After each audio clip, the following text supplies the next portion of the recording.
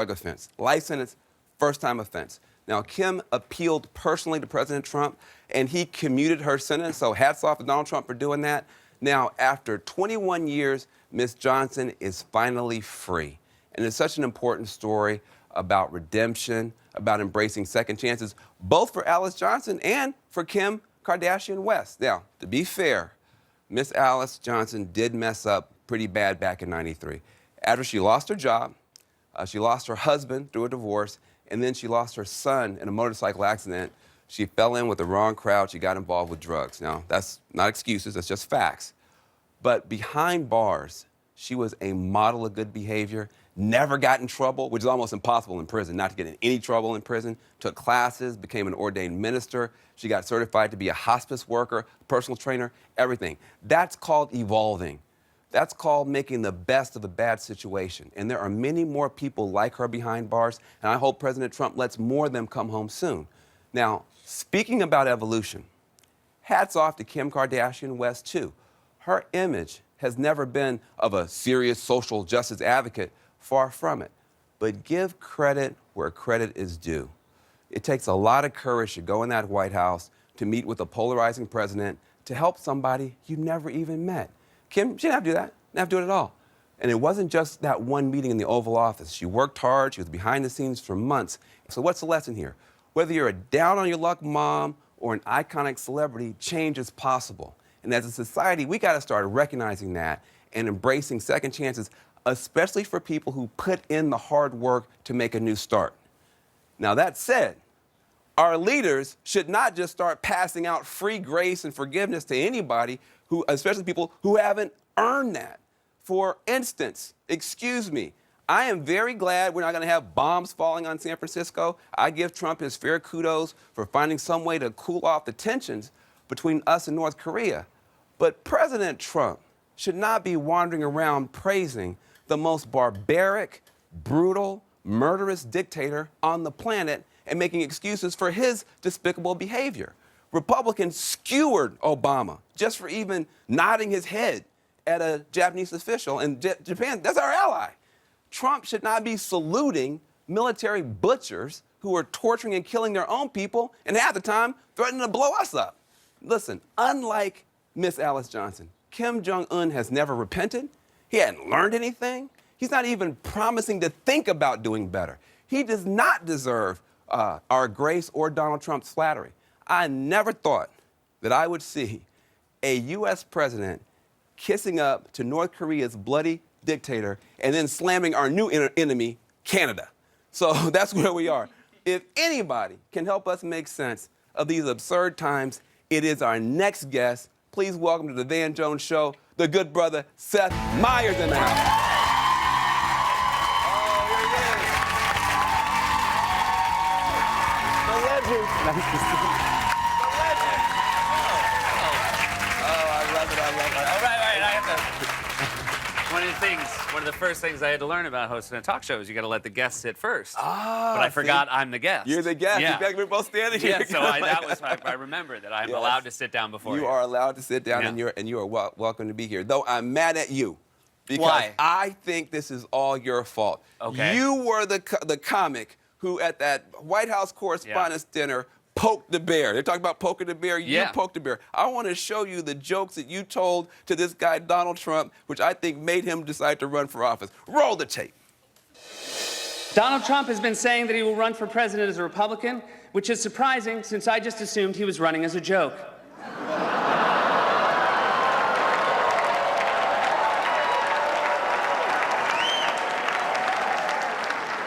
Donald Trump often appears on Fox, which is ironic because a fox often appears on Donald Trump's head. Donald Trump said recently he has a great relationship with the blacks, though unless the blacks are a family of white people, I bet he's mistaken.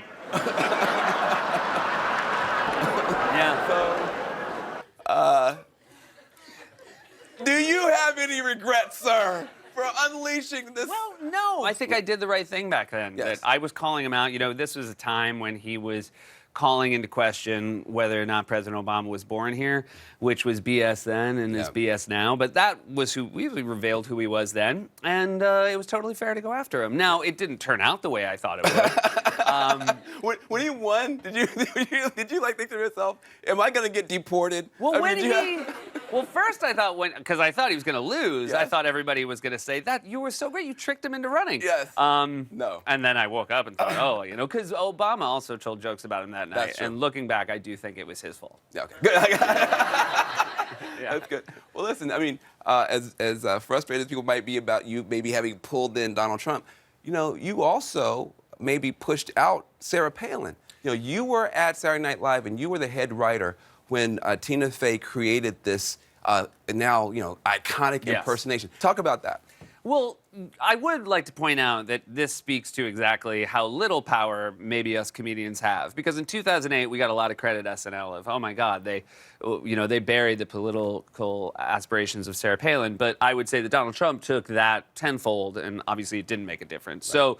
So, I think you step back and say, oh, it might just be coin flips here as far as what comedy does. The thing I'll say we got lucky with was we had to do Sarah Palin 6 times, and then she lost, and we didn't have to worry about it anymore. Whereas I do feel for the current SNL staff, because the thing that was supposed to go away is now an every week issue for them.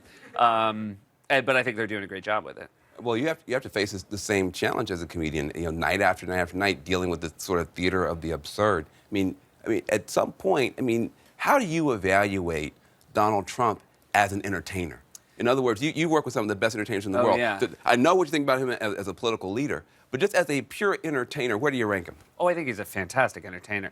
I think he's, anyone who says he's not incredibly magnetic, has an ability to play to the crowd, is undervaluing him. I actually think that his stump speech, he built the same way a stand-up comedian builds their act, in that he tries out new things, and the stuff that works goes into the act as a recurring bit. Mm-hmm. I think Build the Wall, he said that and got a reaction, and you could watch him say, oh yeah, that's going to go in now. Yeah, lock her up, that's a hit. I'm going to do that every time I go out. And so, but it was just watching a really good stand-up, fine material. So I do think he comes at it as an entertainer far more than he does as a politician. If he stopped saying crazy stuff, would you be sad? No. I would be happy. I think, again, you had to think about it. I wanted to make sure I was framing. I said it right. Yes. Look, I would happily push aside what he gives us every day for a more balanced leadership for the country. I don't value my show's success over the country's. You are really tough on him. A lot of the late night folks are really tough on him. Do you feel that the red state folks have a legitimate complaint when they say all these late night guys are just a tax squad against the president, and there's no diversity there when it comes to ideological diversity or fairness? Look, I can understand that they don't like it, and I certainly respect their opinion to choose not to watch. With that said, most comedians are pretty consistent in calling out hypocrisy and lying. I don't think... we don't every day just say, hey, we got to attack Donald Trump. What is there? It's the opposite. The thing comes first, and then we realize in order to talk about it is, in some degree, to attack Donald Trump. Like, the day he stops giving us stuff to talk about, we will move on to something else. But it's not like we have to, go searching through the corners of the internet to find something crazy he said. It turns out. Yeah, I mean, right there. we just put on CNN and just wait.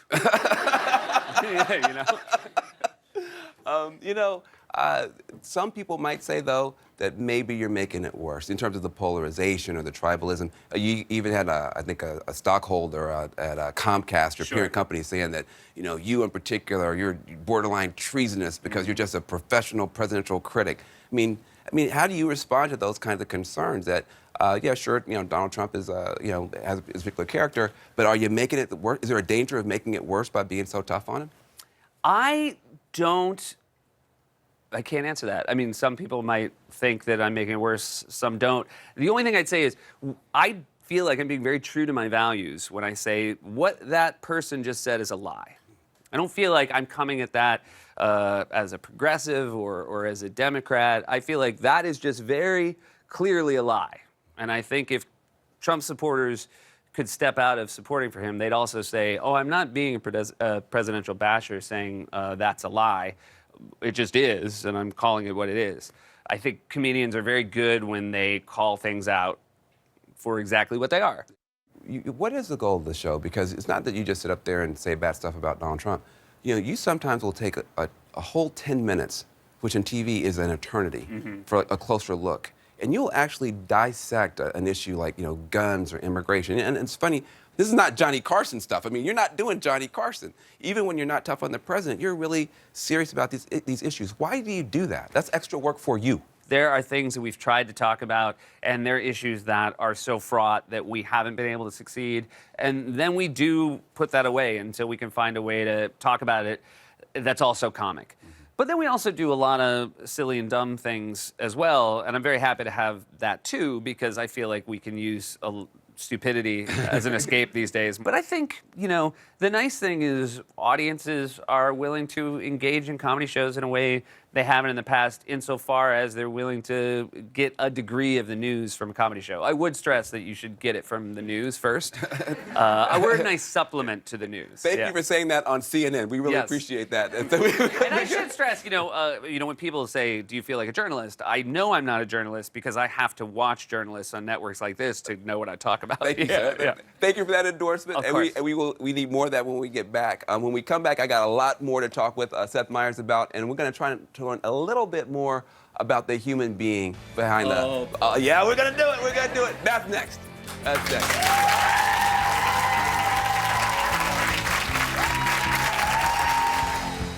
The Van. Welcome back to the Van Jones Show. I'm here with Seth Meyers, who's the host of Late Night with Seth Meyers.